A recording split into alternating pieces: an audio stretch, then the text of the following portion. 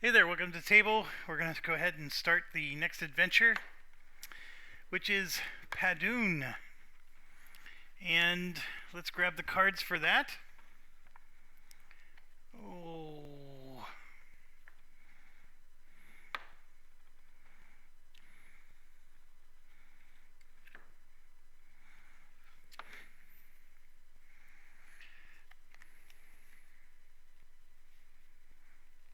Looks like it's going to be Grimm's Forge. You can see it says Padum there at the top. So it's a fodder dungeon, free to activate, and there's an environment check. I always forget to do those environment checks. There's also a disable forge, that if we're successful, that environment check drops to a 4. And Grimax is the boss. There's Grimax. And I'm trying to find the, here it is. Iron Hill. We have 8 time. There's no loadout modification at the bottom there. You can see loadout plus 0. We're going to get 5 gold for this sucker. And you can see there's 2 nuisance and 1 common room. So for the first time in this campaign, we now have a mix of rooms. And I'll just get this out of the way. I always complain about the rules, but that's because they deserve it. The rules don't address how to deal with this at all, and neither does the NAM book. And here's where I'm going with this. So we're supposed to have 2 of these locations and then 1 common, which that part I get. So that means that the final objective is up here. Again, none of this is new. The cave spiders are the guard. So while I'm grabbing the cave spiders, the part that is not explained is when I have a location card in my hand and I'm trying to, it says draw from the location deck. Well, which one? We have 2 different location decks. We have one for nuisance and one for common. And when do you start? Can you just draw anything you want from whichever one you want? And the answer is you can't draw from the common deck until you've placed the 2 nuisance locations. Now that answer was from I was going to say a civilian, because it wasn't DVG who answered it that way, and I don't particularly like the answer. I actually like the answer if you could just draw from whichever one you want. If you have 2 nuisance cards already in your hand and you want to draw from the common card, then go ahead and draw from the common card. I don't think there should be any harm. You can draw whichever location you want, but the thing to understand is there's 2 different location decks. And so they don't explain at all how to mitigate that. And so my house rule on this is you could draw from any deck you like. So if we have 3 location cards and I hand them in, I can take 2 from the nuisance and 1 from the common, or vice versa, or whatever. Okay, so here are the minions, and here, look at this. Fire plus 2 to be hit plus 2, that's a plus 4 for fire spells. So this is a wonderful, wonderful room for a mage. And so we're going to have to make sure that our mage gets in there free movement so she has all of her actions. And yeah, we got what we need to get started. We got to go through experience points. Our squire gives us 1. Our paladin gives us 2. Gareth gives us 2, so we're at 5 now. And then we get, strangely enough, we get 1 from the light crossbow. So that would be 6. I have 11 crossbow bolts still. I don't need to buy any yet. I do have 1 of these coins, so I can buy 20 of them. Maybe now's a good time to do that since I have a coin. I will. I'm going to buy 20 more crossbow bolts, even though I don't need them. But it's because I got 1 copper laying around, and I'd rather spend it now. So now I have 31 crossbow bolts. Every 20 takes 1 loadout weight. So I can carry 4 loadouts worth of weight. Yeah, we're okay. If I got 31, that's 3 loadout points. We're good. And if I have to leave some behind and come back and get them later, whatever we need to do to go in the mission. He only needs the 11 that he currently has. He doesn't even need the other ones. All right. I'm overanalyzing this. So 6 experience points is what I counted. At least if that's what I remember correctly. So I'm going to grab 2, 4. Nope, here we go. A 4 and a 2.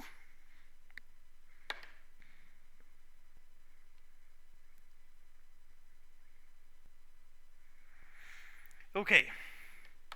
Now, I do want to readdress the rule. If one of our characters gets knocked out, the experience points that he has with him is unavailable. And I've been using the experience points like a party pool resource. I'm at a point now where I have so many experience points here that it almost doesn't matter.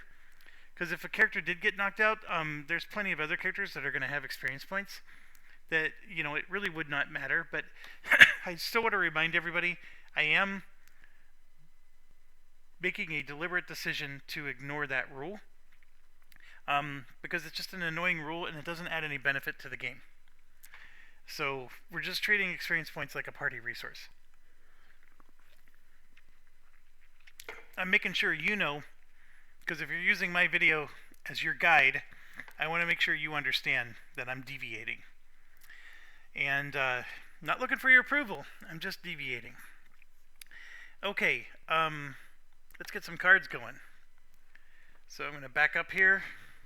I'm going to start with the Paladin. 1, 2, 3, 4, 5, 6. Alright, so we got a good end boss card. These are good just to avoid wounds. They're nice to have. You'll see me discard them because I gotta eventually discard something. But these are really nice, and these evade cards are nice too. Both of them remove suffer wounds. So she started out with a nice group of cards, but none of them are location cards. Next. This is Gareth the Fighter. Great one for casting spells. Good for helping the thief. No locations. Next is the Wizard.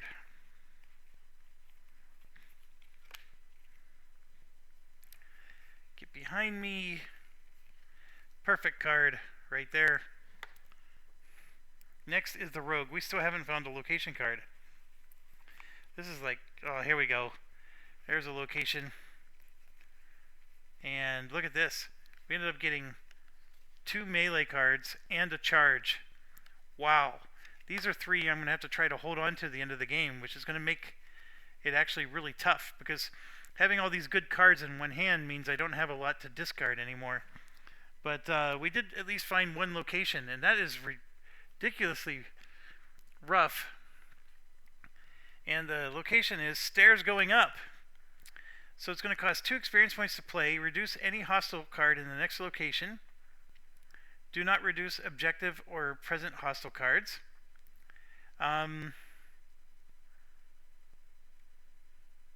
So whatever the next location is, there's not going to be any hostiles in there. Which, so there's good news and bad news with that. The good news is it's 1 less thing to fight. The bad news, of course, being they drop gold and experience points, so we want that. But anyways, it's a very high entrance cost. But we have to play it. It's the only one. And so we're going to drop that here. And then, of course, it's going to spawn a nuisance monster, which is going to be the Kobold Bowman. And there's 5 of them.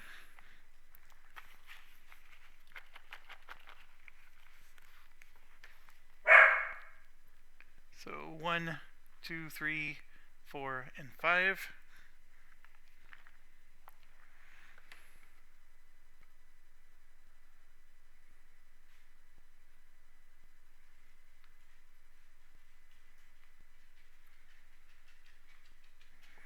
Like so. Okay, so we got one of our 2 nuisance locations down. We are all in this Iron Hill room, sitting at range 0. The monsters are in the next room over. It would cost us 3 cards to move into that next room. And these monsters add 1 to the entrance cost, which means it would be 4.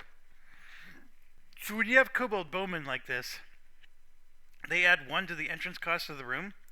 Make them come to you. Because if they come into your room, you don't have to pay the entrance cost. And then you kill them, and when they're dead, they're no longer adding to the entrance cost. So we have no choice but to wait for them to come to us. So that means we have actions here, many actions in fact, while we're sitting in the room waiting for these things to come. So our paladin and our rogue apprentice really have nothing to do. So they're just going to basically pass. But the other guys who are card-carrying members, we can discard cards and add new cards and things of that nature. And we're going to do exactly that. So we're looking at our paladin here. I'm going to keep this one. And as much as I like these cards, I'm going to discard all 5 of them. And for action 1, we're going to draw 5 more cards. Largely because we need more locations. So we got a Let's Go, which is a keeper. We got another Inspiration, and we got a Charge. This is a really good one. 1, 2, 3, 4, yeah. And then we got a couple we can probably afford to discard again. So we actually have a lot of really good cards with her now. And I could choose to discard these and draw again, because I have 2 actions and nothing to do. So I'm going to go ahead and do exactly that. I'm going to discard these, draw 2 more. And there we go. We got a location. And look at that. We got another charge. So that means we now have 3 charges. I thought there was only 2 in the game, but that's good to know. There's 3. So we're going to discard this, and I'm going to go ahead and grab another nuisance location. So we got this long corridor. Expend 1 torch or supply, or move the timer counter 1 space forward. What would be a supply? Maybe they're referencing like supply would be more for warfighter, you know, somewhere else. So this one would cause us to lose 1 time. Not the best one to have, but she has it. Okay, next up is Gareth. Again, he has 2 actions. I'm going to hold on to this one. Maybe hold on to that one. We'll get rid of 4. And I just realized we forgot to do the lore check at the beginning of the game. So let me draw these 4 cards and then I'll pause and take care of that. So there's good free action, free action. Yeah. Okay, let's take care of the lore check. I forgot to do this. Hire a Dwarven Guide. Roll lore +1 to gain leather straps. I don't know what a leather strap has to do with the Dwarven Guide, but we'll do it. I rolled a 10 when I dropped it. There we go. This time I got a 3, which is not a 10. We failed. And then for Padum in our nation guide here,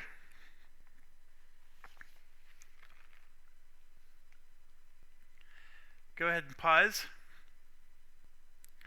And then here we go.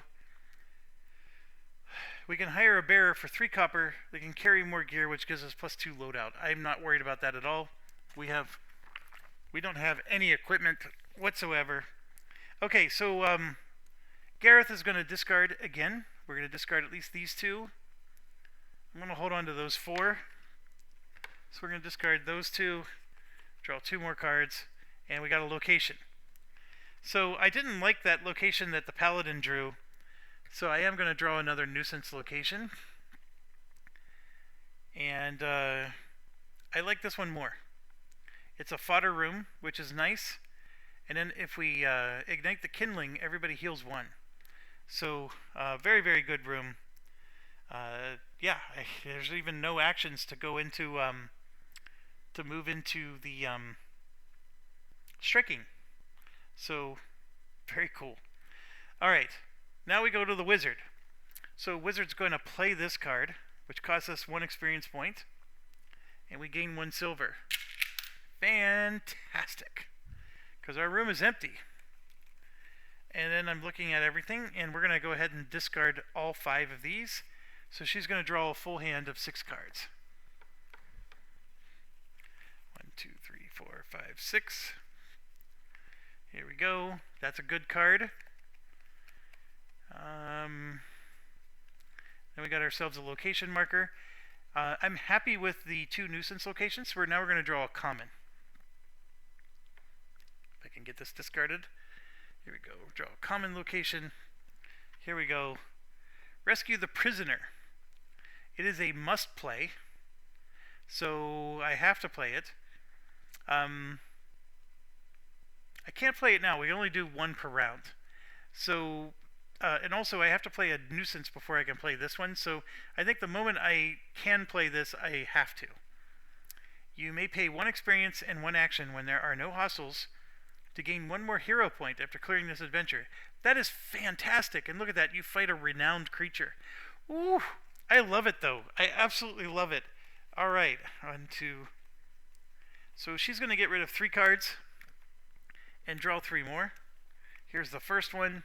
Then I got to go to the deck to get the other 2.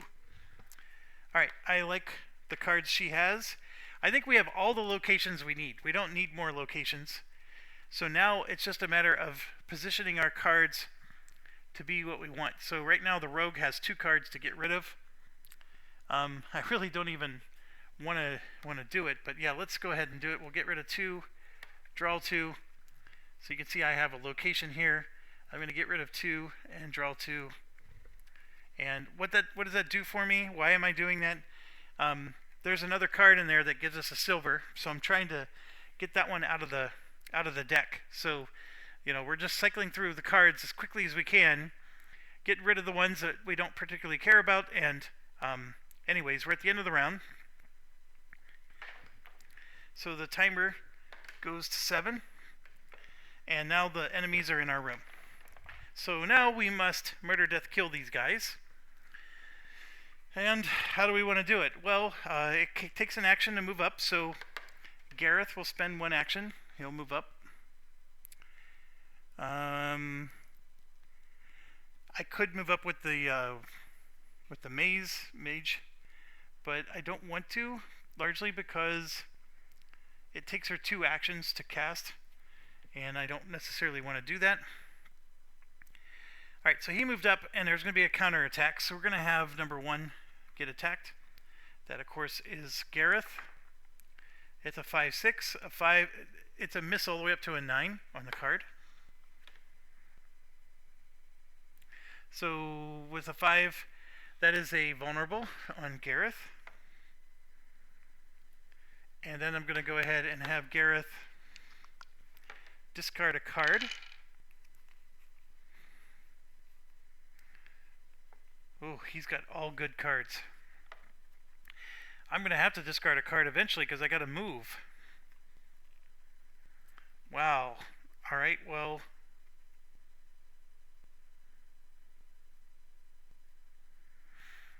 I think I'm going to just wait with Gareth then. Let's see if our minion is in shadows. I rolled an 8. Ooh, he needs a 9. The room gives +2. So minions in shadows. And then let's look at the master. The master rolled a 4. +2 is 6. And I forgot. Oh no! Because we leveled him up. I totally forgot about this. Look at this. Yeah, he would have needed to spend an experience point. And that's just a matter of me forgetting to do that. I would have done that. So he's also in shadows. And I know that seems cheaty McCheaterson, but I have 1,000,000 experience points. Why would I not have done that? Okay, so both of them are in shadows. I'm changing my direction here. I don't necessarily want Gareth to spend all of his actions attacking. So now I'm thinking I'm going to spend one of these crossbow bolts and we're going to fire. And I know I should be putting a vulnerable in this guy first, but we're going to go ahead and attack. And I rolled an 8, which is a hit. Because that 8 gets a +3 because of the stealth. And then that's plenty of penetration. So we kill one of these. And so we're going to go ahead and kill the one that's on player 6. So now they're going to attack player 2. They rolled a 1, which is a miss, but that penetrates. So a vulnerable goes on player 2.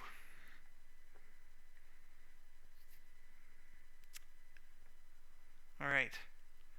I'm going to move up with the Paladin for one action. So we're going to have the other player 2 attack. They rolled an 8, which becomes a 10. And that is a hit. Plus they would push, but there's nothing to push. And then we'll spend 1 experience point to mitigate the hit, and that 6 does. So no damage to the wizard. And in case you were wondering, 1 hit, push, I would have to pay experience point not to get pushed. But she's already back here, so no big deal. Okay, so they got only 1 more attack left to go. The Paladin will discard a card. Ooh, she's got nothing but good cards. She will discard 1 card. And that lets her get a bonus action. So we're going to go ahead and do that. Bonus action right now. And attack. So I'm going to count that as a 7. Penetrate of 1. They need 1 penetration to hit. And she does successfully hit, but she did not penetrate. She has a -1 on her mace. And that caused her to not have enough penetration. So she puts a vulnerable on one of these. We'll go ahead and put it on this one. And so now they're going to attack player 4, and that's a big fat miss. And player 4, they do make the cover, so a vulnerable goes on player 4. Alright, and then she's going to use her last action to attack again. She's going to attack the vulnerable one. Oh my gosh, she rolls a 1, which becomes a 2, 3, 4. She needed a 5. That's not enough, so the vulnerable goes up. She missed every single time. She gained nothing. Alright, so the enemy is done with all their actions. Now we're going to move our squire up for 1 action. Then for the other action, the squire is going to attack. So there's a 6-3. In case you're wondering, the squire hits on a 7. And we are attacking the vulnerable one, by the way. It doesn't get a bonus to his hand-to-hand yet, but he hits on a 7 and he has a 1 for penetration. So a lot better than the mace. Mace sort of stinks in that regard. So he definitely hits this thing and kills it. Now there is a vulnerable on it, and of course, according to Ra the Powerful, his deity, he gains 1 divinity for that. So he just got 1 more. And he's done. The Paladin's done. I've been trying to save actions, but I don't think I'm going to be able to. So I'm going to go ahead and move the mage up for 1, and then we're going to attack with the other. And I'm just going to have to use one of those free attack cards. And Gareth will provide it. So she can cast her spell. She's going to roll 3 dice. We're going to spend an experience point to make it 4.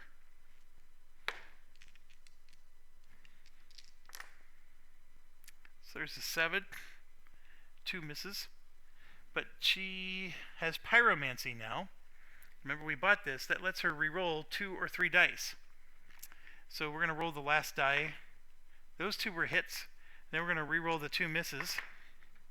That's also a hit and a miss. So that's 3 hits, so she killed them all. And of course she's out of actions. This is the part I was trying to avoid, but to be honest, everybody's out of actions, pretty much. Gareth still has 1, and our rogues, the apprentice rogue has 2, so we're going to use both of those to remove vulnerables from characters. And then our rogue has 1. He will do the same. He's going to remove a vulnerable from the paladin. And then the only person who has an action left is Gareth, and he has 5 cards in his hand, all of them good. The best he could do is maybe draw another card. There's no vulnerables to remove anymore. So he'll at least do that. He'll draw 1 card. And Everybody goes back. So what do we get? We get 1 silver, 1 copper.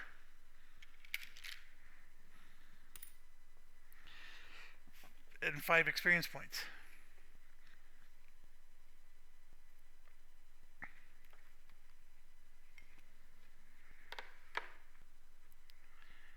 Two, 3, 4, and 5. Okay. That brings us to the end of the round. So I'm going to go ahead and refresh everybody. There's no wounds or anything like that. Nobody needed to use luck or toughness. The paladin ended up not killing anybody, so she got no divinity for that. And I gotta stand up here because we gotta move the timer to 6. We are currently in... I probably should get something else to represent our party. I have poker chips. Yeah, let's do that. We are currently in that room right there. So, it's going to cost us 3 cards to move into that next room. And that's what we must do. And we got to pay a nuisance location next. So this one is free to play. It's a fodder room. And when we play it, no monster is going to spawn. This has a common monster here, but it doesn't spawn because of, well actually it becomes a nuisance monster instead of a common. I don't like that. I actually would rather fight the common monster, but anyways, we'll go ahead and play it.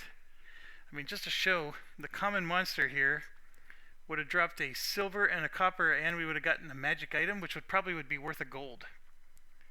It is skeletal archers. I still would have accepted the challenge. I really would have. But it gets reduced by 1 because of the stairs going up. So what are we getting instead? We're getting skeletal guardians instead. 7 of them. So if we move into the next room, these guys will end up moving into our room. That's more or less what's going to happen. We're not going to be able to move twice. So 1, 2, 3, 4, 5, 6, and one more is 7.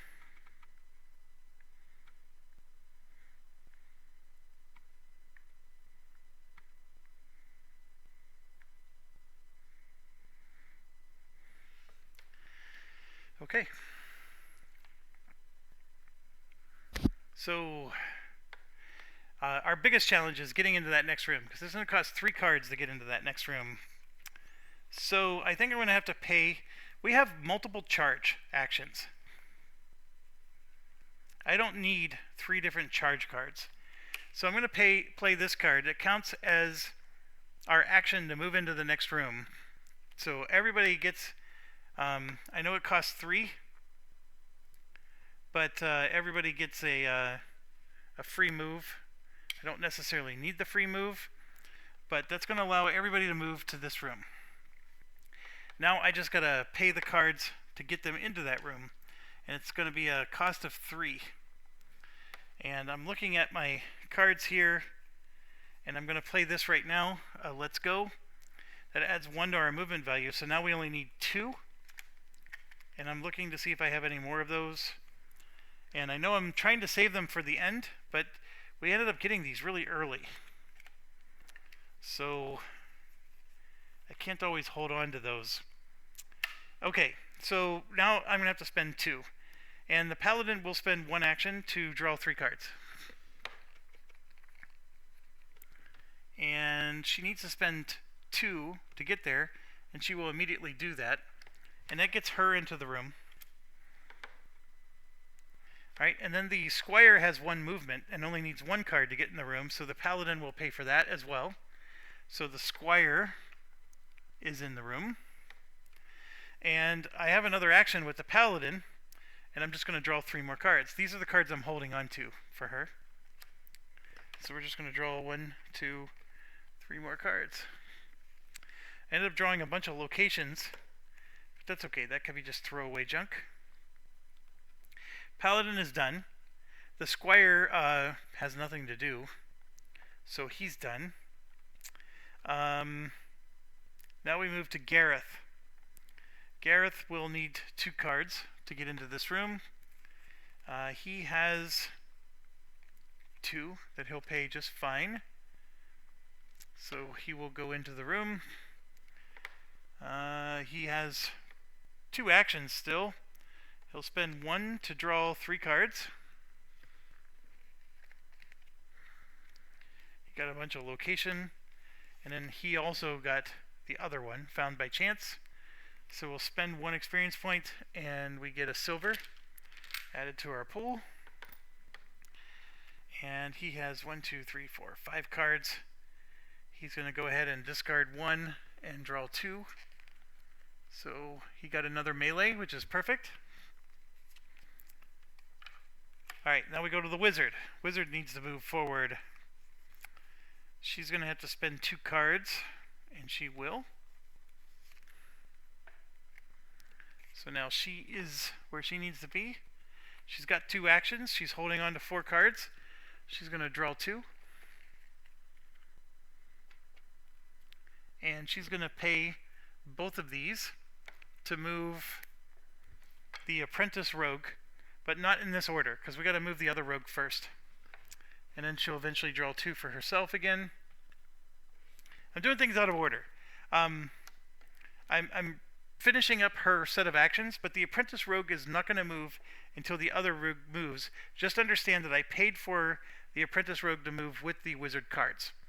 So I did it a little ahead of time, but the timing is going to be different. And the paladin, by the way, when she moved into the room, we get this bestow 2. So we can either gain an experience point or 2 divinity, and because she has humble, she only gets 1 divinity, but we're going to take it. So she's going to take 1 divinity. And now we move to the rogue, who has 1 movement point, so he only has to spend 1 card to move into the room. And he will move in, and that gives us a copper. And then now the minion will move into the room after him. And that's what I mean by timing. Alright, so the rogue's got 2 actions. One of them has to be to do this. Oh, there's no pick on there. I thought there was a pick. Never mind. Keep going. No pick. So he's got 2 actions. He will discard 1 card and draw 3. And we got a nice let's go. We got that one back, which is good. And he could discard more cards and draw again. Yeah, he's going to go ahead and do that. Alright, so he's done. We had a lot of extra actions here, but that's what happens when you're... we could move twice even if we wanted to. The game rules restrict you to move 1 location per turn. So when you wait like we did, we're causing the timer to tick by, because to get through all these rooms, we can only move once per timer. Now those enemies have moved into our room, so we are going to fight all 7 of those. They do have a fire of +2. They attract 1 at the end of each hostile turn. So we could argue that since we didn't kill them, they attracted another one. So now there's another.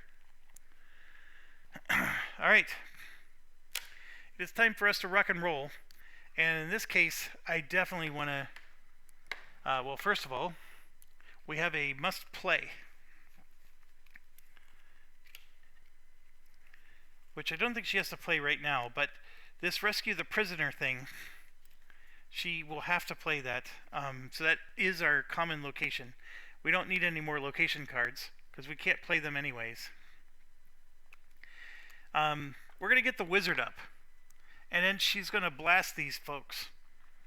And I'm trying to decide...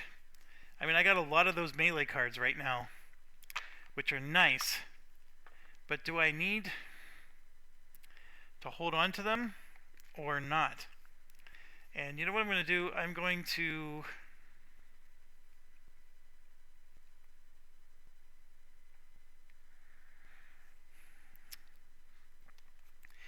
do have one. Otherwise, she has to... You know what? She's just going to move up for one action. And then let's have them attack player 1. So they rolled a 7 and a 6. A 7 is a miss. Just to help you out there. So it's a vulnerable. Goes on Gareth. Alright, so she moved up. They counterattacked. She has one action left, and she needs something to help her cast a spell. She's actually going to spend 4 experience points. That's her other option. She could also have spent her focus, but we're not going to do that. And then she's going to spend 1 more experience point to make it 4 dice. So let's rock and roll. That is 1, 2, 3 hits. 4 hits. There was no need to re-roll. She hits on a 6 or better, and these things had a +2 fire, so they were super... so that was 4 hits and 4 kills. I probably should have figured out how to cast twice with her. And so we're going to go 1, 2, 3, 4 kills that way. Alright, so they get in a counterattack, so we're going to go ahead and attack player 1.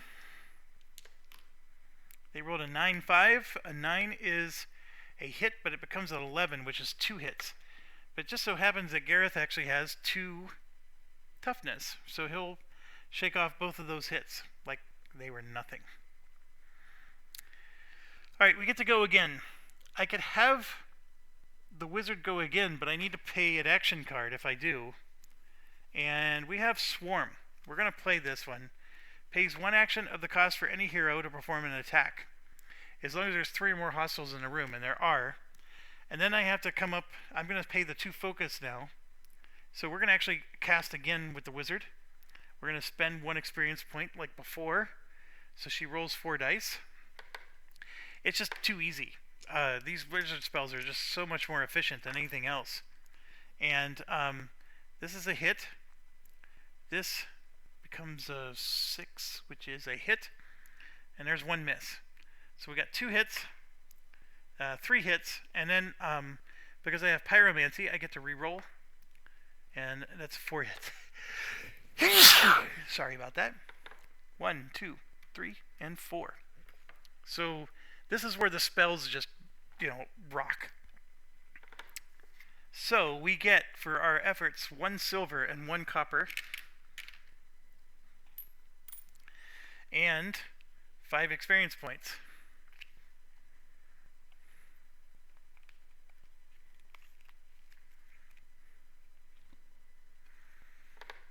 One, 2, 3, 4, 5. Those guys were immune to vulnerables, which is another reason why we really wanted to go bunkers with our spells. So the problem with this now is that the wizard is out of actions, but everybody else has an action. And I would like to move to that room right there. So once again, I'm taking everybody off the board. The way you pull this off is you got to pay either a charge card or a move card. And we have 2 charges left. But I am going to play a move card. So this lets any one hero move for free. I'm actually going to see, yeah, she has 1 herself, so we don't have to pay the experience point. So we're going to do exactly that. So that lets her move to this location, which has a cost of 2. So that means she now has to pay 2 cards to get there. And she's going to go ahead and drop this, because we're now in a fodder room, which means that we'll be able to... whatever we kill in this room will get us experience points. So we're going to go ahead and drop this card. It's free to play. And it's going to draw a renowned monster, which is brutal, but we're going to do it. And we're going to do it in this room, because this room here lets us move into striking for free. So I just got to figure out how to pay the 2 cards to get everybody in here. And I can still do that with actions or whatever, but So we're starting with the wizard. That's the one I was most worried about. Let's get her in there. And she's going to pay 2 cards, no problem. She's down to 2 cards left in her hand, but nothing we can do about it. She's out of actions. So everybody else needs to spend 1 action to move into the room. And that's no problem. Everybody has 2 actions. The room has a lockpick check that will heal you, but none of us need healing. The Gareth, during the recovery step, is going to recover 1 of his toughness. And Eleanor, during her recovery step, is going to regain 1 of her focus. The Squire will move into the room and have 1 action left, so she can remove a vulnerable off of Gareth, or he. And yeah, let's just rock and roll. Let's figure out how to get everybody in there. So the Paladin is going to need 2 cards, and she has 2 location markers, no problem. Paladin got in the room, and we're going to give her 1 divinity. And then the Squire needs just 1 card to get in the room. The Paladin will pay for it, no problem. Paladin has 1 extra action, so she's going to draw 3 cards.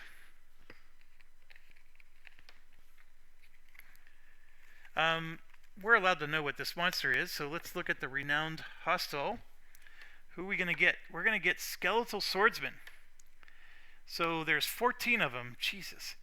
Look at this. We're going to get 1 gold and 1 silver for this. I don't know why they did the 2 and 2. And 2 items.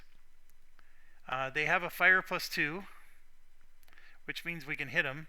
The swarm +2 means that if there's 2 of them attacking any one of us, they get a bonus of +2. So our fire is going to be effective, and we'll get 8 experience. But since there's 14 of them, we're going to get 14 experience because we're standing in a fodder room. And they're going to move into the room with us. Alright, I didn't know what to expect for a renowned enemy, but I think this one's doable. There's a lot of them, yes, but I think we can take them down. So I'm just putting out a whole bunch. Let's see. This is 1, 2, 3, 4, 5, 6.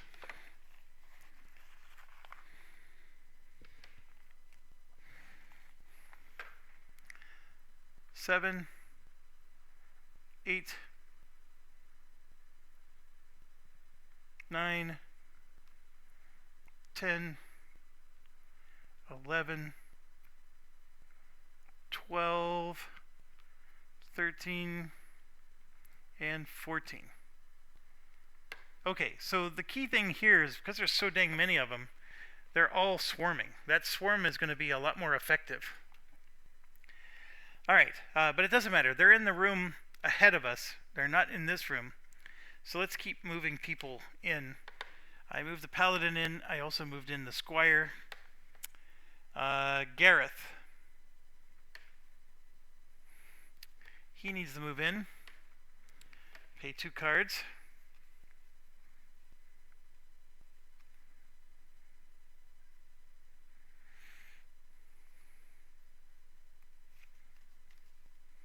Done.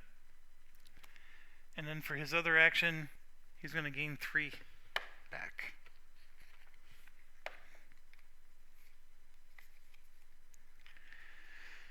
Alright, who else? We got to get our Rogue Master in. He only needs 1 card.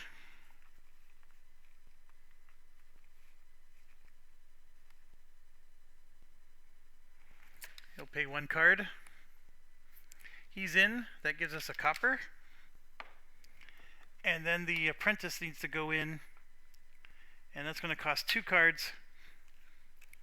The Paladin is actually going to... Or, you know what? Gareth could pay it. Gareth's going to pay it. He'll pay the 2 cards for the apprentice to get in. And so everybody's there. And only the...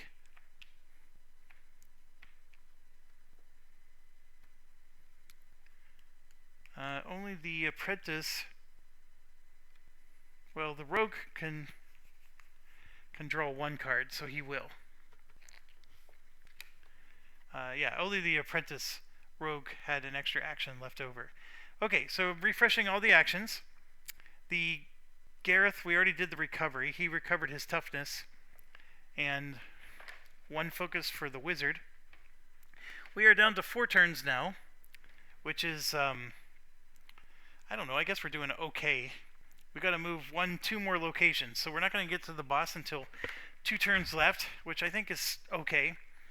And now we got a big, massive battle against these guys, and it is massive, there's no doubt. I think we got to use our wizard as best as we can. And so I am going to move the wizard forward into striking, and it is a free action, because according to this, there's a 0 on the action card, on the location card, so that's free, but we do get counterattacked, and so we're going to have them attack as usual. No, we're going to have them attack the paladin this time. So there's a 4 and a 5. So a 6 is a miss. Now, this 4 gets modified to a 6 because they have swarm, and there's 3 of them. But a 6 is still a miss, so that just means a vulnerable goes on a paladin. So that was a good first action. And now I'm going to spend 1 action point from the mage and 4 experience points, and we're going to attack. And then we're going to spend another experience point to make sure it's 4 dice. Now, I need a 6 normally to hit, and it becomes a 4 because these guys have a fire +2. So I only need 4s to hit here. And there's 2 hits and 1 miss. This is the 4th die. That's 3 hits, and then I get to re-roll the miss. So that's 4 hits. That is fantastic. So I'm going to go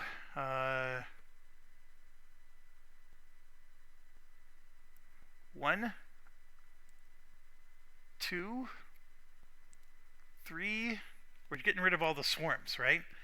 And 4. So we just killed 4 right there. And now I'm going to have, so one of these already attacked.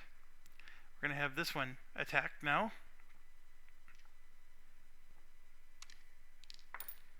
So attacking player 1, that's another miss. But a vulnerable goes on to Gareth. Okay, and then we're going to use the other action now for the wizard and 4 more experience points. We are spending a lot of experience points, but we must. We want to kill as many of these as we can.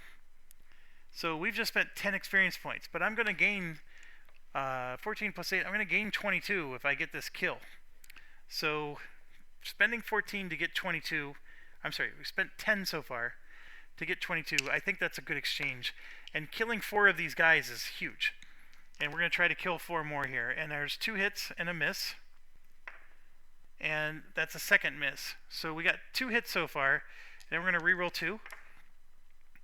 That's a 3rd hit, and that's still a miss. So we only killed 3 this time. That was unfortunate. And we're going to go ahead and get rid of the dupes. 1, 2, and 3, like that. So now, even though they're going to continue to attack us, this is the only swarm. It is against the paladin. And I'm going to go ahead and do that swarm attack right now. Well, no, I don't have to.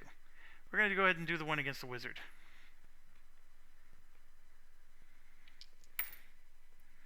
So we got a, what is that, a 6 and a 4. The 6 is a miss. There's no bonus for them against the wizard. So a vulnerable goes on the wizard. Alright, and then now we're going to, we got to see if we're in shadows. Let's start with our minion. He is in shadows. And then I am going to spend the experience point for the master. So that 4 becomes a 5. Because the room only gives us +1. And a 5 is all he needs because we leveled him up. So that is really good. Alright, so both of them are in shadows. Okay, what are we going to do though? I need to think about this, but I got to pause for a bit. So I will be right back.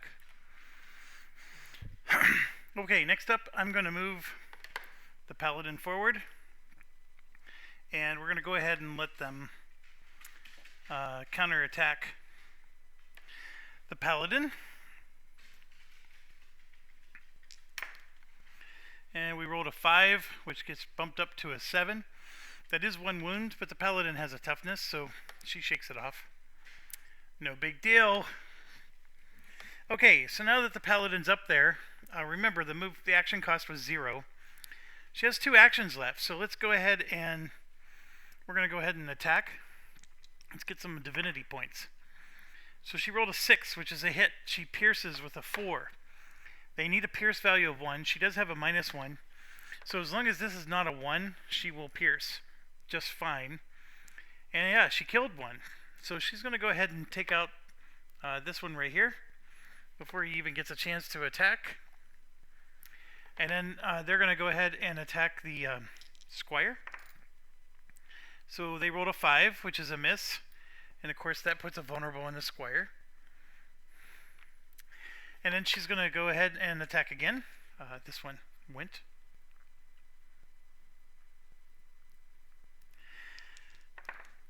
And she just got another hit with Pierce. So we killed the last one. So the enemy's not acting anymore this round. And she hit with both of hers. So that would normally give her 4 divinity. But she has to subtract 1 for each time. So she gets 2. And that's exactly what we're going to do here. I just need to find a token to represent this. They don't give you enough divinity tokens, folks. Here we go. I got one that says 20 on it. And 15 on the other side. So let's try the 21. 5, 10, 15, and then this would be 20. Sure. And what do? We just got 2. So we had 2 more. Like that.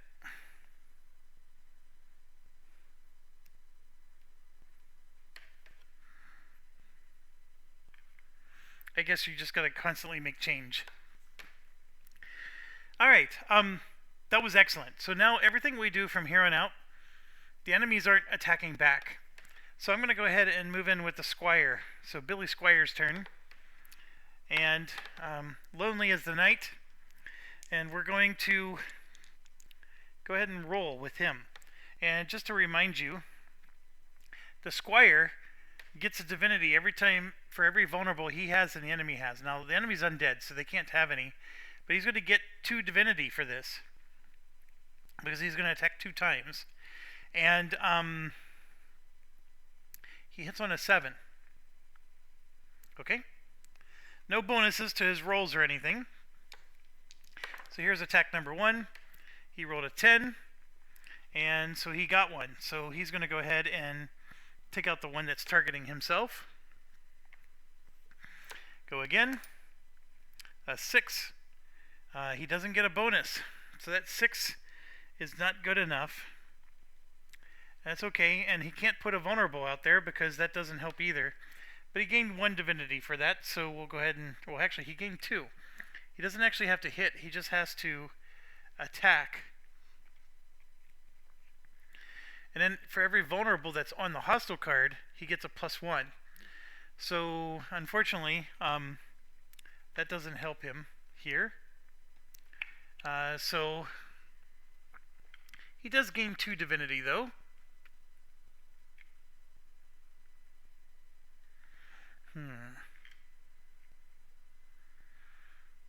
Just trying to find something, because I have to keep making change.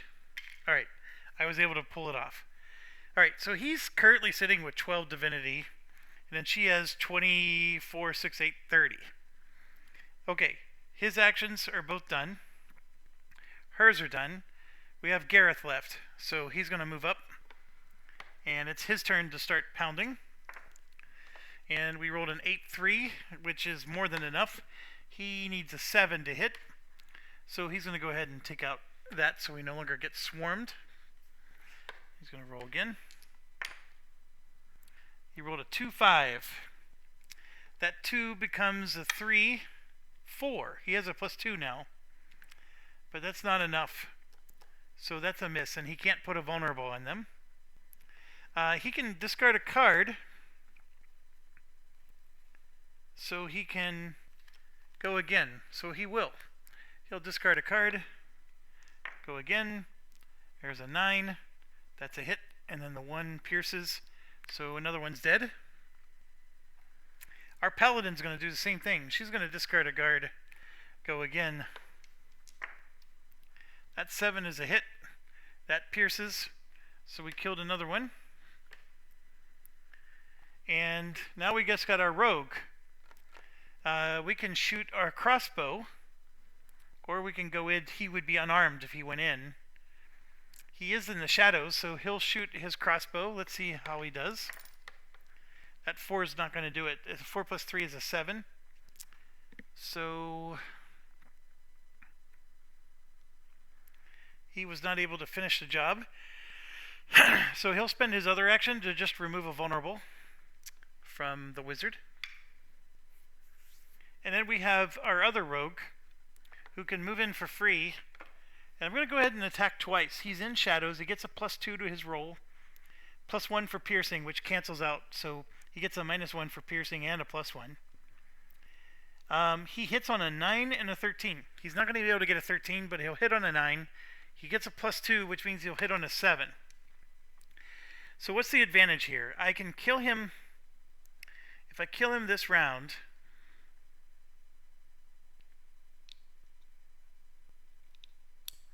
you know what? There's not much of an advantage at all.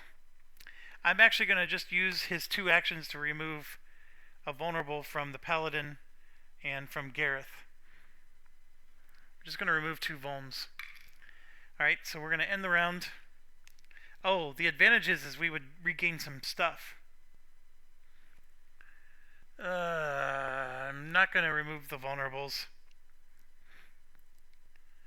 I want to regain some toughness and things like that. You know what? Nope, we're going to remove the vulnerables. I got a plan. Okay. So, round ends. We want to kill this guy and still move to the next room. That's the goal. Because we're not going to be able to move into the final boss room. But if we kill this guy and move to the next room, that'll do the trick. So we're down to 3 turns left. There's only 1 of him. And I'm going to go ahead and attack with the paladin. So here I got a 3, which becomes a 4. Nope, I missed. So now we have to deal with the counterattack. So they're attacking the wizard. That is a hit. So the wizard's going to have to spend an experience point, and was able to deflect it. No problem. Alright, so now we got to have Gareth go. Gareth is going to roll an 8, and so Gareth kills him. A little bit pesky, but we got it. We're going to get 22 experience points, and we're going to get 1 gold and 1 silver. I'm just doing a little bit of conversion math there. I never know how quickly people are picking up the game, but 2 silvers, 1 gold, and 2 coppers, 1 silver. So I just shifted it. Then we gain 1 level 2 item or 2 level 1 items.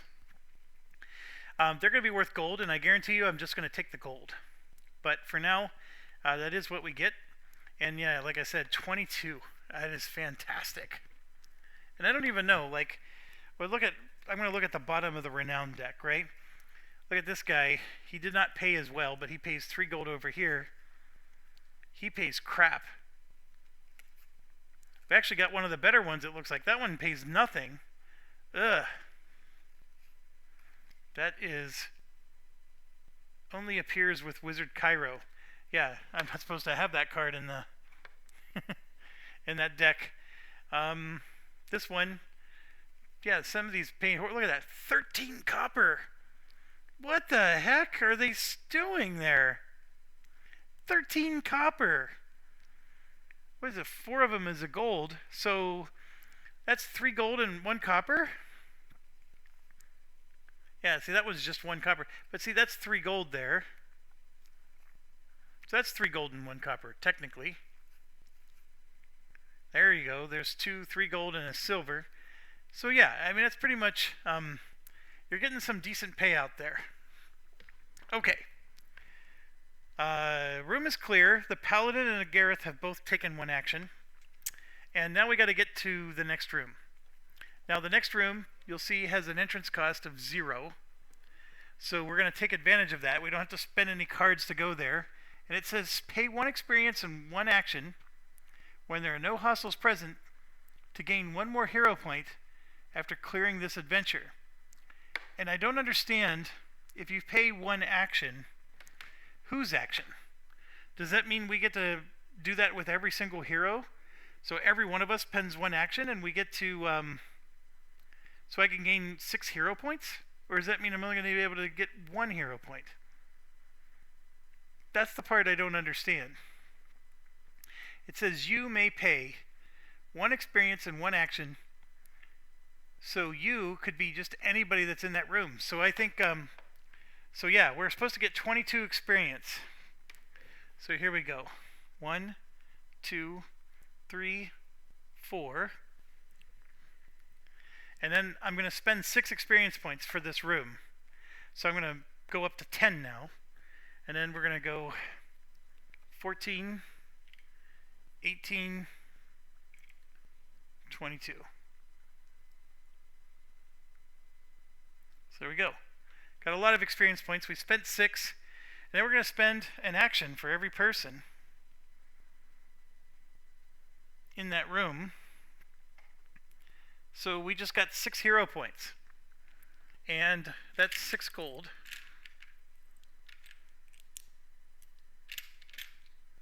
This is a fantastic location. Rescuing the prisoner. Alright, so now you might be saying, well, Jeff, you're not in the room yet. Well, it's 0 cards to move in, and we happen to have a charge card where everybody moves in for 3 experience points. So I'm going to go ahead and do that right now. Pay 3 experience points. Now everybody gets to move in, so it's a free action. So it doesn't even matter. The order is 4 is going to go in first, then 6, and then everybody else. There's no cards that need to be spent, so everybody moves in for free. And like I said, we paid our experience points. The only thing is it cost an action to move there, and that charge card basically let us move there without having to spend an action. So because the paladin moved in, she gains a divinity. She normally would gain 2, but you know, she has the humble. And then we gain a copper. Alright. He has 1 extra action. He'll use it to remove his vulnerable. She has no extra actions. No extra actions. We could use some cards. We really could. When they did the attack, I actually should have done it this way. We would have used the melee speed skill. So this would have been the action instead of one of these. And then that allows me to draw cards now. And then when we get to the fighter, he would have had to have done the same thing. And you know what? He will, because this one, we don't need it. And so now they both have 1 action left, and we're going to spend that for each one to draw back up to their hand size. So I'm actually going to discard this card, and we're going to draw 4. I don't even need 2 inspirations, although I don't think there's a limit. I can just play them both. 1, 2, 3, and 4. Alright, and then he will draw 4 as well. There's 1, 2, 3, and 4.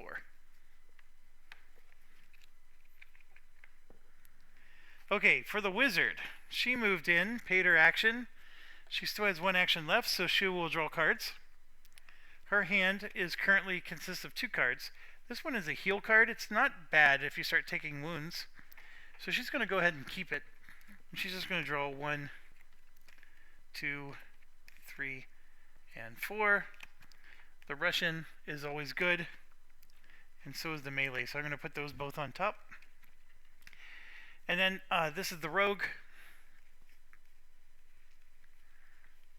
We got a charge, 2 melees, and a let's go, and a shadow action. He really only has 1 card to even get. So we'll go ahead and do it. And yeah. Alright. that brings us to the end. We're going to refresh everybody.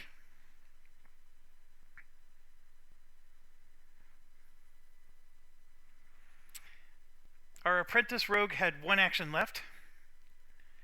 All the vulnerables are gone, so we're good. We're going to recharge our toughness. He goes to 2 toughness, and then she goes to 2 focus. So we're fully charged all across the board. The timer is going to move down to 2, and now we got the final room. So both of these monsters are going to be available, and then let's look at the room first. So it's a fodder room, which means we're going to get experience points for every kill, except for the boss. And then we have to do a pick action. That's an action that my rogue has to do to make it so we only got a hot 4 instead of a hot 8. Okay, and that's it. So I'm going to go ahead and just put the card here. Also, both of these are going to be played when we kill the boss. So that'll be 10 experience points we're going to get. And to start off this round, we're doing another charge. So 3 experience points. We don't have to spend an action to move into the room. And so I'm just putting 3 experience points down. And I realized I never did Odin the Wise or the other one on any of those previous rooms, but we're going to. We're blasting this horn, folks. So to move into the room is very expensive. See, it costs 4 to move into that room. So now we got to get creative here. And I'm going through the cards.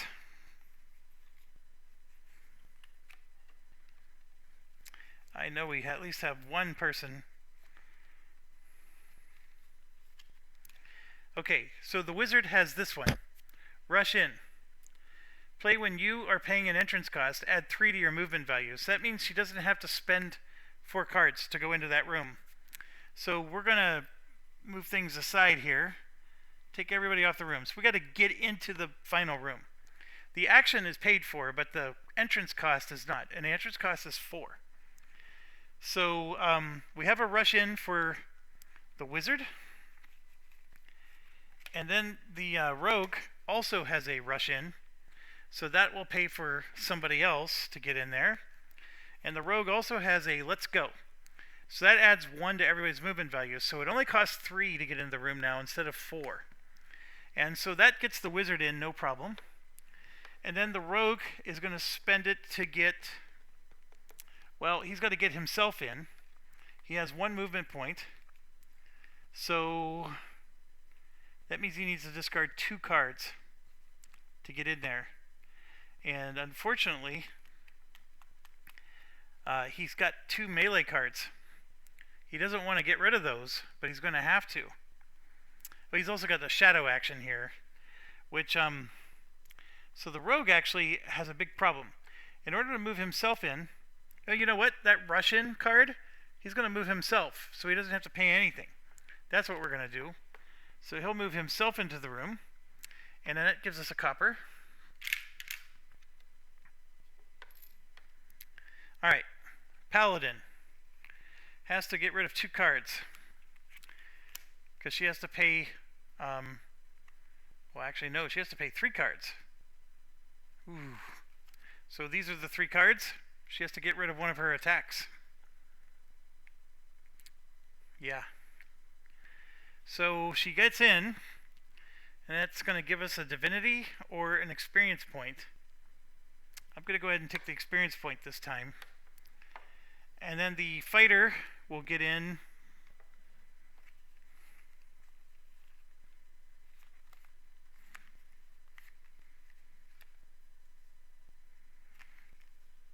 There's 3 cards. That gets him in. So now we got the squire who has 1 movement. So he needs 2 cards to get in. And I'm looking. The wizard has 2 cards to give. So she will spend 2 cards to get him in. So now the squire is there. And then the apprentice rogue needs 3 cards to get in. The wizard can contribute 2. and the fighter will contribute 1, and we are very card depleted, folks. So if I want to spend an action to draw cards, it would benefit us, but I tend to want to attack, so I'm not sure we're going to do that. So we're all in the room, but now we're going to blow the horn. The thing I always forget to do, but we need to do, blow the horn. So we're going to start with Odin the Wise. So we're going to roll 4 dice plus 1 for every divine power, and she still only has 1 divine power, so 5 dice, a 6 gets us action. There's 1 for 3 dice, 2 and 3. So that's 3 bonus actions. And how am I going to represent that? I'll represent it with this. So we got 3 bonus actions, and I'm not going to decide yet who I'm giving those to. It'll very likely be the wizard. Because the wizard can cast some massive spells, and then the fire, all those spiders, they take a +2 to get hit. So we're very likely going to do that. Obviously, we could maybe draw some cards and get some benefit there. But drawing cards doesn't kill enemies, but it could give you huge bonuses. So, got to bear that in mind. Also, one thing I've been forgetting, the entire thing. So we're going to add this Wombat Girl. Blow the horn is the thing Jeff always forgets. He needs a sticky note for that. I need a sticky note for this. Look at this. He draws 1 card at the beginning of every round. He should have been drawing cards this whole game. So at the beginning of his turn, he gets a card. And why is that useful? Well, it's useful because now he can spend it to do a free action. It has to be an attack action, but still. Alright, so we got our 3 bonus actions, and then we're going to do the Sun Blessing, and we're going to put it all on the boss, not on the spiders. So we're going to roll 4 dice for this. A 5 puts a vulnerable on him. There's 1, 2. So he gets a vulnerable of +4 on him. Now the thing we got to be careful about is if we don't kill those 10 spiders this round, he loses that vulnerable. And I can't wait. I got to do Ra the Powerful now. But that's okay. We're going to go ahead and roll with this. Alright, let's start with the boss, Mr. Grimax. He has a 4.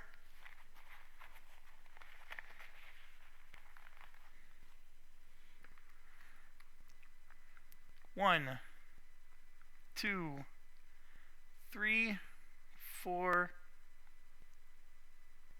5, 6, 7, 8, 9, 10. The rest of these go away. Okay, so it takes an action to go into... We want the wizard to go up. And in order to do that, we got to play a card. So we're going to play a melee card, which pays the action for her to move in. And they get to counterattack. So they do have the swarm. So we're actually gonna have the boss go. Well, hold on. The boss gets 2 attacks. So we're gonna have the boss attack player 4.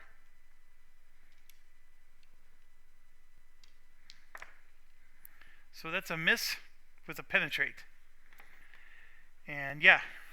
Now that boss, when he starts taking wounds, he gets tougher. So we got a vulnerable on the paladin.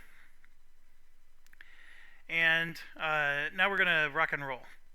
So I have all my actions for the wizard. And we're going to go ahead and we're going to do a fireball. Fireball! Sorry, I didn't mean to say that with such a dark fireball. Okay.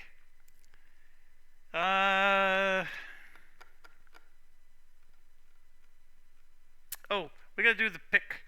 This card is going to help the thief pick the forge, so we don't have to pay or do a heat 8 check. That is going to cost him an action. And we're going to spend an experience point because we can't fail this. That's 6 plus 4 is 10. We nailed it. So we got to do a heat 2. So starting with the squire, heat 4, I'm sorry. Starting with the squire, pass. Paladin, pass. Fighter, pass. Wizard, fail. Somebody told me that you can take a vulnerable instead. So I'm actually going to look this up. I thought you always had to take a wound.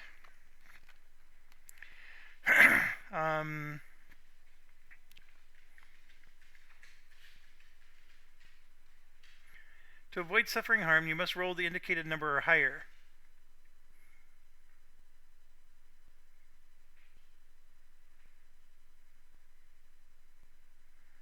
So I don't know what harm means. Now I'm going to look at the rulebook. The horrible, horrible rulebook. I don't even know if they have a section for this. Let's check.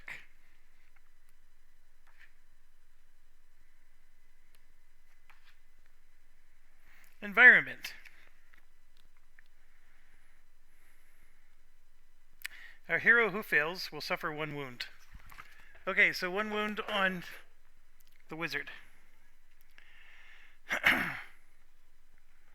And now we're going to apprentice rogue, pass. Master rogue, pass. So everybody else passed. Okay, back to normally scheduled programming. The apprentice wizard is going to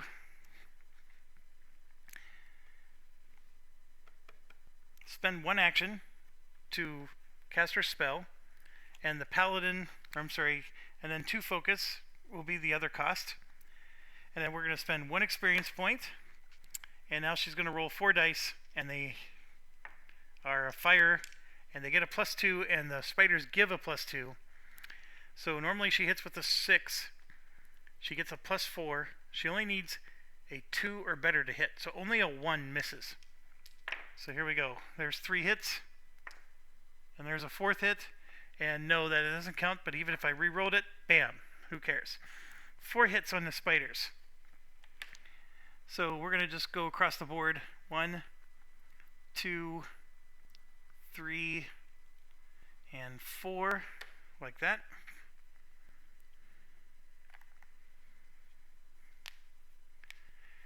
Okay, so now they get to do a counterattack, so we'll have the boss go.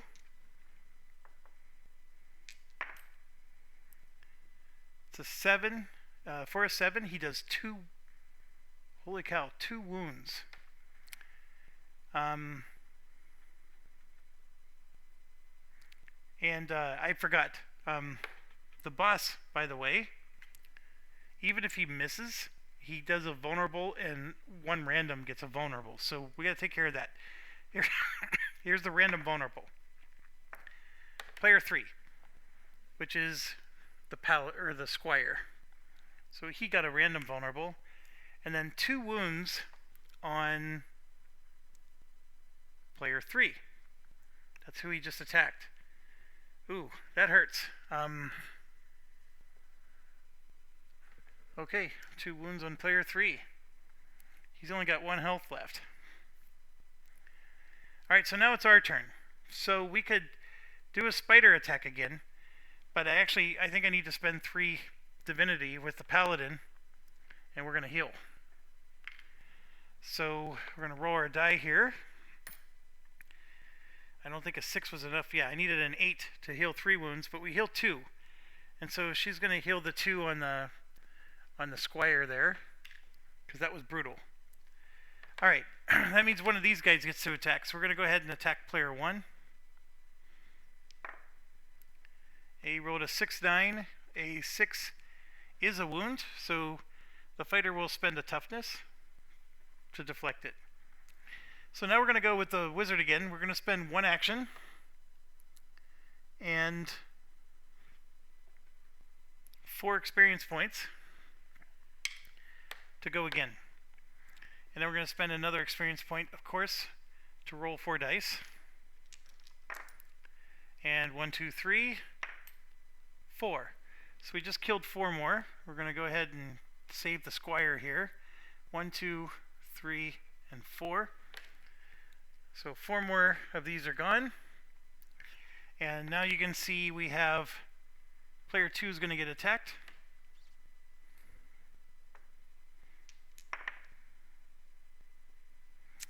Three misses. And so player 2 gets a vulnerable.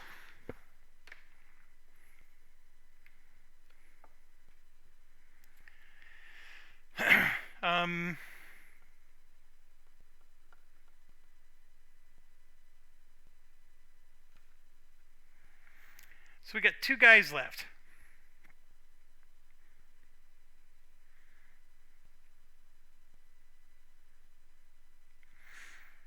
I could do another fire spell, but that feels like it's overkill. And I would have to spend a lot of cards and experience points to pull that off. So what I think I'm going to do is I'm going to... the enemy's gone, so we don't have to worry about them counterattacking. I have 3 melee cards. So we're going to use this to advance 3 people without having to spend an action. And yes, I was holding on to this the whole game. So we're going to advance player 1. That's the fighter, the paladin. And then these are our 2 rogues. I'm going to advance the squire. The 2 rogues I'm okay with keeping behind. Right now is a good opportunity to see if our rogues are in shadows. So the mini-me is not. And then I'm going to spend an experience point for the master. Oh my gosh, he's not either. So I could spend a luck. I'll spend a luck. So now he's in shadows. So his luck is gone. I'm going to have him attack right now. And in doing so, he's going to attack the spider, because he gets a +2 to hit the spider. And so he's going to use his crossbow. And that 7 is excellent, because he gets a +3 for being in shadows, which puts him to a 10, and he only needed a 9. So the rogue, Master Rogue, has spent both of his actions. Remember, he had to pick the lock on the forge. He killed one. Alright, we only got 1 more to go. So the fighter has this card. Play before any hero attacks. If this attack eliminates a hostile card, you or any hero gains 2 actions. So I'm looking at the situation here. I want to for sure kill this guy. And so what's my best bet? Well, my best bet is to have Gareth do it. So I'm going to spend 3 experience points.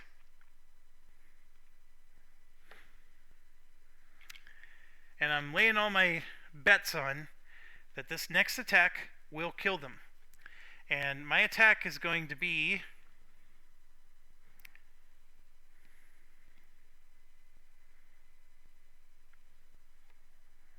I'm thinking the paladin, but I need her to heal. That's my problem. Well, here we go. The paladin's going to play this card, so she gets a free attack. So there we go. Paladin. She rolled a 9, which was more than enough. Now, even if that wasn't enough, just a reminder, because people keep reminding me, when in the objective location, the paladin gets +2, +1. So that +1 gets rid of the penalty from the mace. So the paladin killed the last spider. And what that does is that opens up the door now that we gain 2 actions. So I had to pay 1 more experience point for the paladin to do that action. But the extra 2 actions is actually going to go to Gareth, or I could give it to the paladin actually. I'd have to spend 2 more experience points to do that. You know what? I will. So I'm going to give the paladin 2 more experience points. And here's what's crazy. I still have 3 actions here. So I'm going to go ahead and spend 3. So here's a 4. I'm going to spend 1, 2, 3 divinity for the paladin.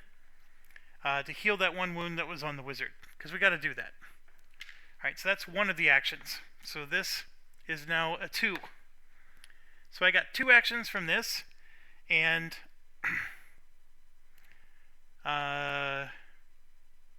actually, I'm going to change this back to a 3. We have 3 bonus actions. And we still have both of her main actions, because we keep giving actions to her to finish this thing off, and I'm going to. So I'm going to do 5 attacks, and this guy has a vulnerable 4+4+2. So can I even miss? First of all, this guy has a cover of 4. So yeah, it is possible to miss. So here's the first attack. So this is a 2+2. That equals 4 cover. But her mace is a -1. So that ends up missing. And so what that does, though, is that puts another vulnerable on. So that was attack 1. Here's attack 2. Now, actually, let me do the math here. If I rolled a 1, that'd be 2, 3, 4. So a 1 wouldn't work. So as long as I'm above a 1, I'm good. And then this one, I rolled a 1, so that's +6. This one, it doesn't matter. This +6 is enough to get a hit all the time with this. So this is attack 2. That's a wound. Attack 3. Wound. Attack 4. Wound. And attack 5. Wound. So we just did 4 wounds on this guy. He's 1 away from death. And the 4 wounds is going to give us 4 divinity. So 1, 2, 3, and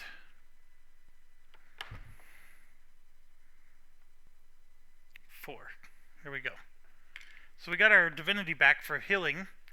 And you know what? I forgot to add this. She didn't miss, folks. That +2+1, that's a hit all the time. So, I even just mentioned it. This guy's dead. All 5 attacks killed him. So yes, store up your attack cards. Use your Odin, blow the horn. Get those bonus attacks. Use Ra to put vulnerables all over him. And then look at how easy it was to finish him off. Now, I needed a bunch of bonus attacks. Yes, of course I needed them. But you can finish them off. And then on top of it, we had actions with our mini rogue to get rid of the vulnerables. And I still had my squire that could have gone. I had Gareth. Gareth still had 2 actions plus discard a card to get a 3rd action. We had so many actions, folks, to kill this guy. Easy peasy, lemon squeezy. So, I just saw on Facebook, everybody was talking about the stand firm spell. You got to have it. We don't even have the stand firm spell. And I'm showing you how to do it a different way. That is a hallmark of a good game, by the way. When everybody thinks that there's only one strategy that works, and I find another strategy that also works, because I'm not saying that their strategy doesn't work, because it probably does. But it's really awesome that I'm able to show you a different way to do it. And I think it's even funnier because I was able to do it with unarmed characters. I basically went in with a bunch of monks, and I showed you how to do that. So anyways, it all works. Alright, so I'm going to get 10 experience points for this guy because of my cards, and then 10 experience points because of fodder, and then 4. So that's 24 experience points I'm getting. So let's take care of that first.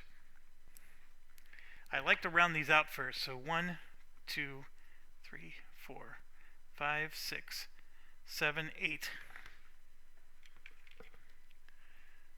12, 16, 20, 24. So, excelente on that department. And that's a silver and a copper. So we'll take a silver and a copper. This guy's done. This one, we get 2 items. And you know what? I just realized, I got 2 items with my last guy too, didn't I? I did. I never drew the cards. So if some of you are commenting about this, I apologize. So I got to draw the 2 items for this guy, because I never did. And then I got to draw the 2 items for that guy. Those are 2 separate draws, so I'm not going to try to draw a level 4 item. But, so right here at the top of the deck, we have a level 2 item. So this would have been the guy a lot earlier. So we get the Ring of Stunning. Pay an experience point when you inflict a wound on a hostile to also inflict 1 vulnerable. That's a really nice ring, because it doesn't go away. You keep it forever.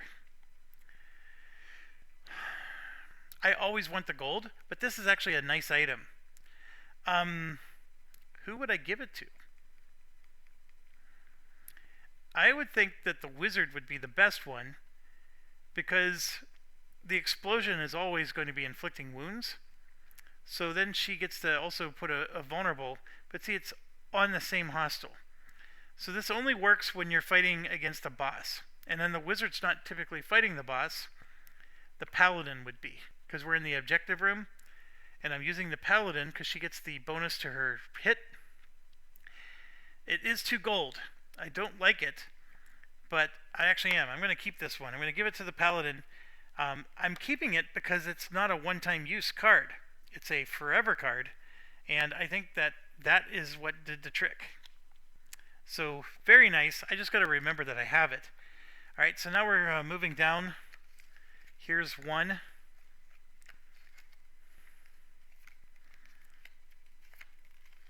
Got a lot of big items here. Here's a level 2. So I'm going to put the 1 back in the deck and then take the level 2. Potion. Add 4 to your environment rolls for the remainder of the adventure. And it doesn't say expend on it, but I'm assuming it does, so I'm selling it for 2 gold. That's one where I want the 2 gold. So we're going to take that. And we defeated the adventure, which gives us 5 more gold.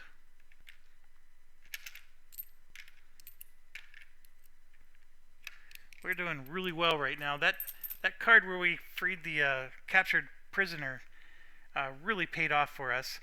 And then we're going to gain 7 divinity for the paladin, which turns into 6 divinity.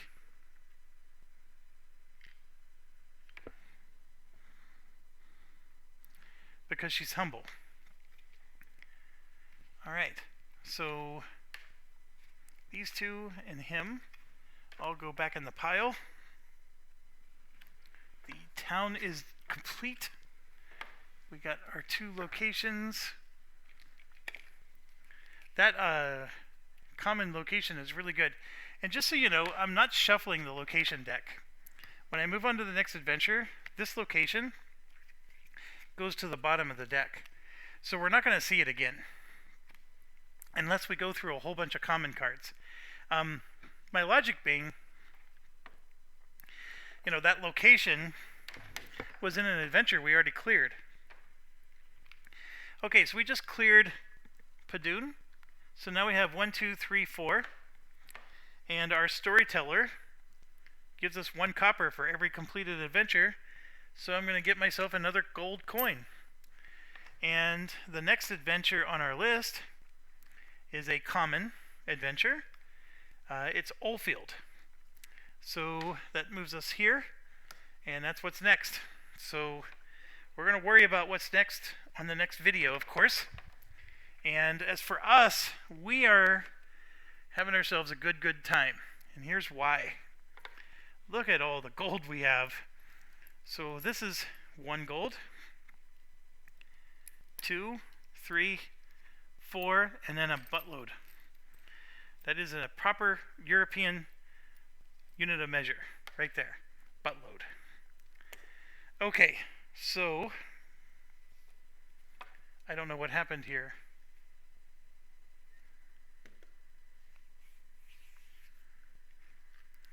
I had divinity.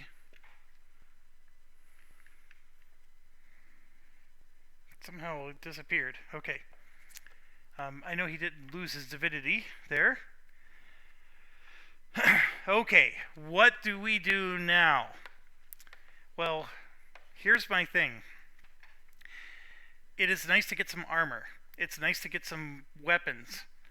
Those are all things that I don't think we should avoid. But the biggest thing we should do is we absolutely need to level up. And leveling up your guys helps you in so many ways. First of all, sometimes they get free skills. And then secondly, they have more health points. And then third, they will be able to draw more cards. Like, they'll be able to draw cards at the beginning of every round. And that's, I think, the next thing, because we really felt it this last time.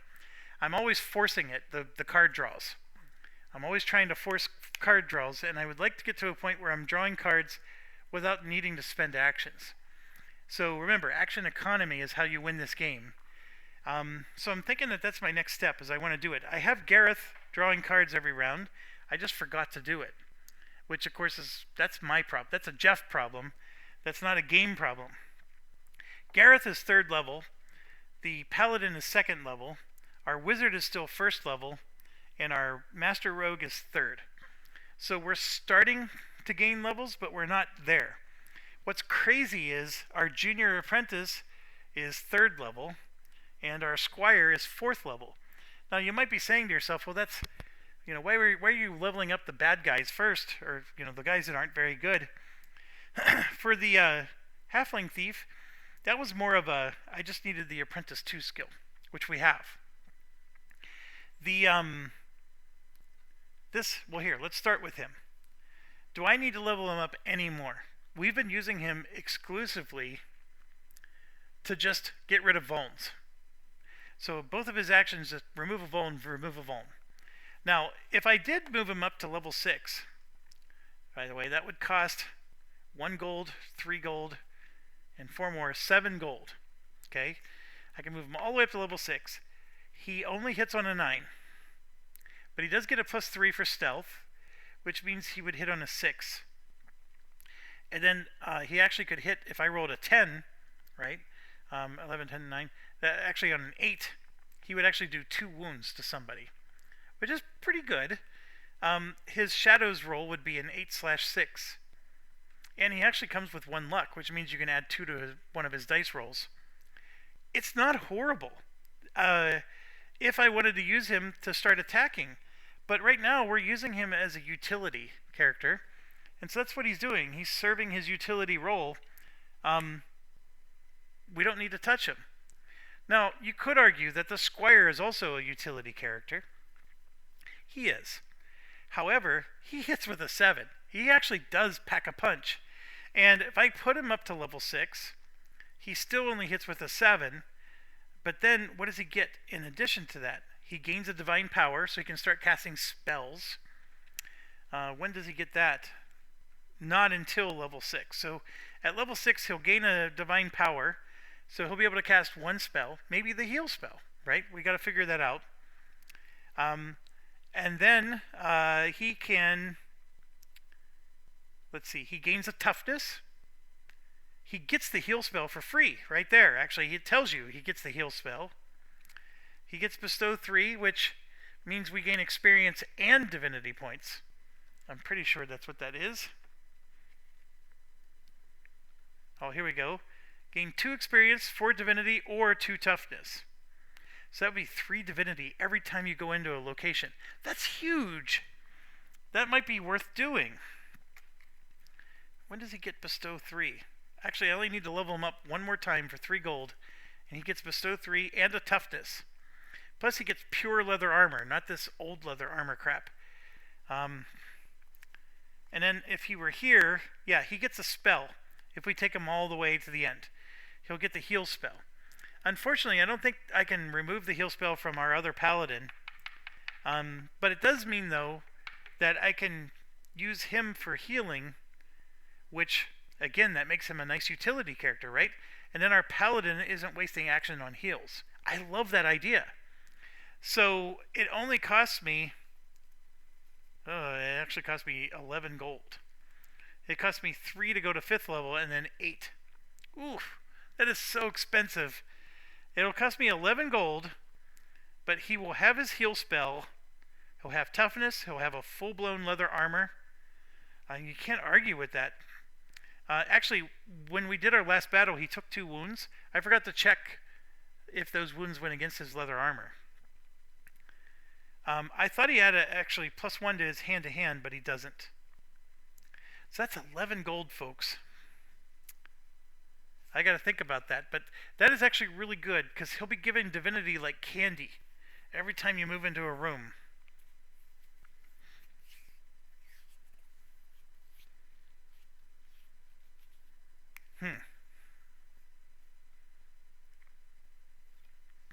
How much gold do we have? So let's say we did... That's 1,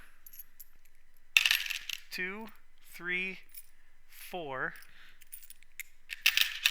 5, 6, 7, 8, 9, 10, 11. That's a lot of it.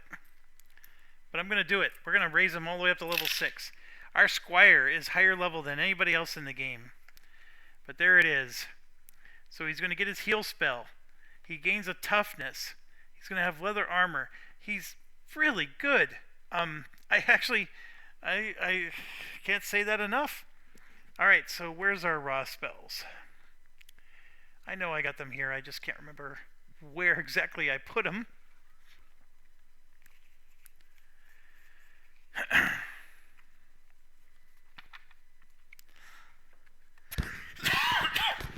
Oh, they're over here. So he gets minor heal, which works exactly like the one that the paladin has. And then before rolling, yeah. So it costs him 3. The big thing is he has to have, in order for him to gain divinity points, he only gets it if there's vulnerables on himself and on the enemies. He doesn't get them at the end of the mission like the way the other person does.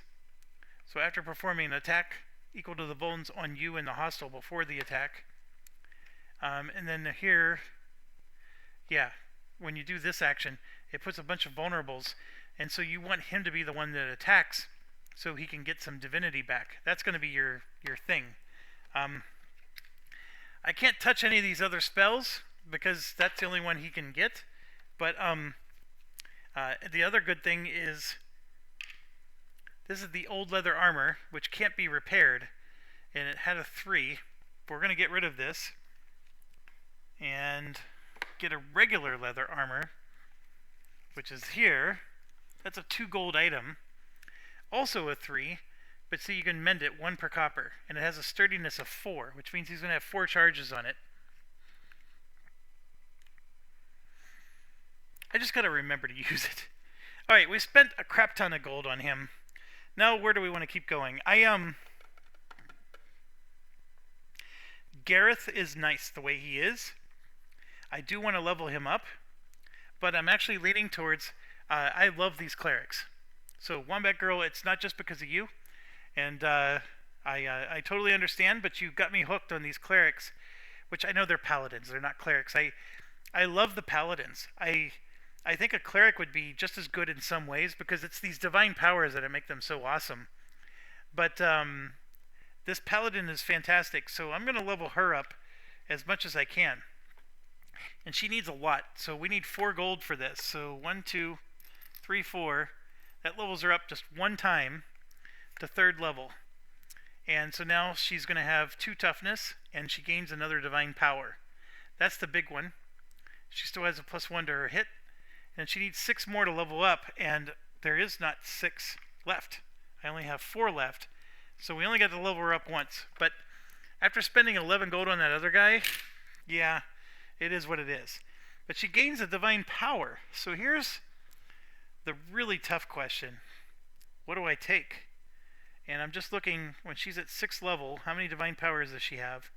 She's eventually going to have 4. She gets her 3rd one at level 5. So she's at 3rd level right now. She gets a 2nd divine power. Which one do we want? We have intervention. Cast after a hero rolls for an attack. Add 1 to one of the attack dice. This is helpful for like the spells, like the wizard spell. I like it, but I'm not sure. Haste. Move the counter 1 space backwards. 6 points it costs. It's a react, so it doesn't cost her an action. It's once per location. So every time we place a location, we can move the timer backwards. We would never run out of time, folks. I really like that one. I mean, I understand it's not something we can use all the time. Like every time we go to a location, spend 6 divinity, that's done. But here's the thing. We now have bestow 3. So every time we move to a new location, she's going to gain 3 divinity just for going there. So yes, she's going to get a net loss of 3, but we gain all of these. Oh, no, it's ore. I'm sorry, it's an ore. But you gain half of it right here. And so she just keeps getting 3 divinity every time we go to a location, and she can spend 6 to move the timer back. At some point, we don't need to move the timer back anymore because we got plenty of time. But this is a done deal. That's why we paid the 11 gold. So we have this now. I like haste. I made a good argument for it, but let's move on. This one costs 10 divinity. It's just like the wizard spell. It has an explosion of 4, but it's a divinity attack, and it has arc. Now that last boss we fought had an arc plus 2, so he had a weakness to arc. And I'm realizing my video is frozen. What the heck? Okay, folks, I'm having software problems where my video is frozen, and it's on my computer, it's not my camera. So I don't know if you could still hear me. I can see on the screen that I'm looking at the squire when it froze. So I don't know exactly what point it froze, but I can tell that if I'm looking at the squire, that was a little bit ago, at least 5 to 6 minutes ago. So I'm going to go ahead and end this video, and then get the software to stop being janky, and then I'll see you in the next video. As always, stay awesome.